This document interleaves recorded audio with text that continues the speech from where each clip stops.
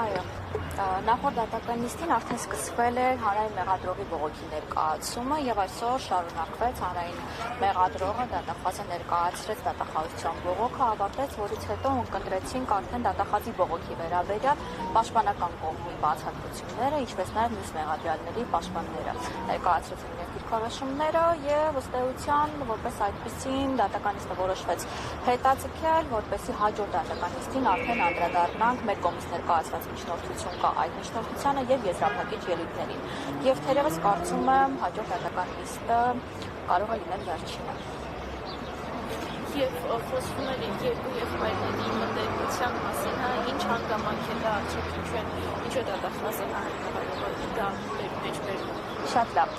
Տեսեք, ըստ առաջադրված մեղադրանքի եւ Դավիթ Համբարձումյանին եւ Գոռ Համբարձումյանին առաջադրվել էր մեղադրանք նախկին քրեական օրենսգրքի 258-րդ հոդվածի 4-րդ մասով։ Առաջին ատյանի դատարանը Գոռ Համբարձումյանի մասով վերավորակել է արարքը եւ այն որակել է 3-րդ մասի։ Խոսքը ինչին է վերաբերում, 4-րդ մասը նախատեսում է խուլիգանության կատարում, զենքի գործադրմամբ կամ որպես զենք օգտագործվող առարկայի գործադրման միջոցով։ Եվ թերևս առաջին ատյանի դատարանը մենք բոլորս գիտենք, որ Դավիթ Համբարձումյանին մեղավոր է ճանաչել իրեն վերցագրված արարքի կատարման մեջ հենց 258-րդ հոդվածի 4-րդ մասով, իսկ Գոռ Համբարձումյանին Դավիթ Համբարձումյանի եղբորը վերավորակել է արարքը, գտել է, որ եթե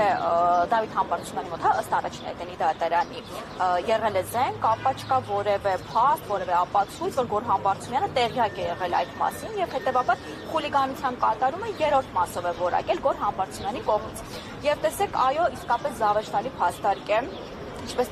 նկատեցիք նաև այդ հանգամանքի հետ կապված մեծ պաշտպաններից Պարոն Մակյանը անդրադարձ կատարեց, զավեշտալի փաստարկ է, այսինքն դատախազության բողոքի փաստարկը ինչու՞մն է, ասում են, քանի որ Դավիթ եւ Գոռ Համբարձումյանները իրենք հարազատ եղբայրներ են հանդիսանում, հետեւաբար Գոռ Համբարձումյանը չէր կարող չիմանալ Դավիթ Համբարձումյանի մոտ արկա հրազենի մասին։ Մենք իհարկե պնդում ենք եւ հավաստիացնում ենք, որ Դավիթ Համբարձումյանի մոտ որևէ զենք չի եղել եւ հենց այդ մասով է մեր կողմից ներկայացված բողոքը, այն որ Դավիթ Համբարձումյանը պետք է արդարացվի եւ առաջին ատյանի դատարանը կայացրել է անօրինական եւ անհիմն դատականակ, բայց հիպոթետիկ շարժվենք հետեւյալ մոտեցմամբ, այսինքն պատկերացնենք մի անձնավորության մոտ արկա է զենք, ինչպես կարող է եղբայրը զուտ այն հանգամանքը հաշվի առնելով, որ նրանք կենսաբանական առումով եղբայրներ են հանդիսանում, գուշակել կամ կռահել իր եղբոր մոտ արկա ինչ-որ առարկայի մասին։ Եթե հիմա ինձ օրինակ հարցնեն, ասեն ձեր եղբայրը տիկին Պապրան որտեղ է գտնվում, բնականաբար կպատասխանեմ, որ չգիտեմ որտեղ է գտնվում, այսինքն դա շատ զավեշտալի փաստարկ է։ Իսկ տեսանյութերի հետ կապված,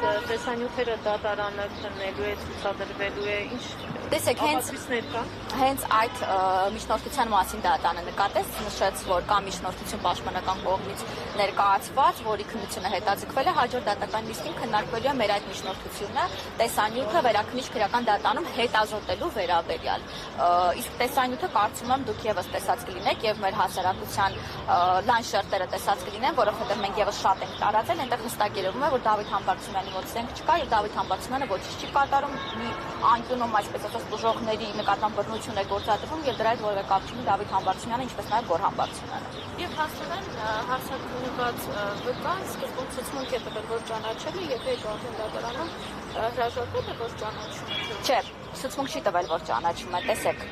եղել են բուժողներ եւ վկաներ, ովքեր ցուցմունք են տվել ի սկզբանե, այսինքն իրենց հարցերեն ով է ձեր նկատմամբ բռնություն իրականացրած անձը, հայտնել է Դավիթ Համբարձումյանը եւ Գոռ Համբարձումյանը, սակայն երբ որ արդեն տեղի է ունեցել առերես հարցակնություն, դեռևս նախաքննության փուլում, քննչական փուլում, հա, այն առերեսման ժամանակ տեսել են, բարձել են, ասում են, չէ, իրենք չեն, իսկ ինչու են ասել Դավիթ եւ Գոռ Համբարձումյանները, որովհետեւ հավաքված անձինք մեզ այդպես են ասել, ցուցարարները այդպես են ասել, մենք այդպես ենք ասել, մենք նրանց դեմքով չենք ճանաչել, բայց հիմա տեսնում ենք եւ հավաստիացնում ենք, որ նրանք չեն եղել։ Այդ անձինք նման բովանդակությամբ ցուցմունք են տվել ոչ միայն դատաքննության ժամանակ դատարանում, այլև նախաքննության ժամանակ քննչականում։ Տեսեք, երբ որ անձը հետագայում գալիս է եւ իր ցուցմունքը ճշգրտում է, հա, ասում է, գիտեք, ես այս անձնավորությանը չեմ ճանաչել եւ զուտ լսելով եմ ասել, բայց որ ես հիմա տեսնում եմ իմ դիմաց նստած, ոչ սա այն անձը չէր, ոչ այստեղ սուտ թերևս կարողացել է ճիշտ ու արժանահավատ պատճառաբանություններ ու հիմնավորումներ ներկայացնել, սակայն առաջին ատյանի դատարանը ըստ էության արժանահավատ չի դիտարկել բուժողների այդ ցուցմունքները։ Շնորհակալություն։ Արժանահավատ